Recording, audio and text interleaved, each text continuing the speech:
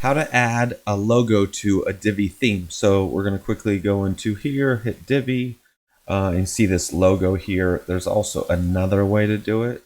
We're going to upload a file, come here, come find the file on our computers, hit open. From an SEO standpoint, it's always good to add in alternating text or alt text.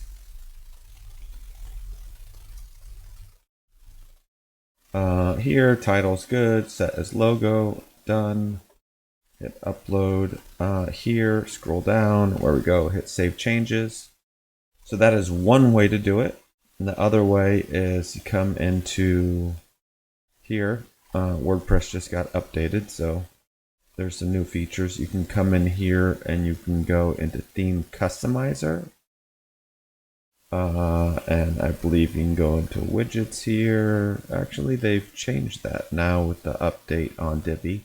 So yeah, then I would just go into, like I said, come into dashboard, come into Divi, and just add that logo here. Obviously, like you could see, that logo is now added here and the Divi one is removed. It's that simple.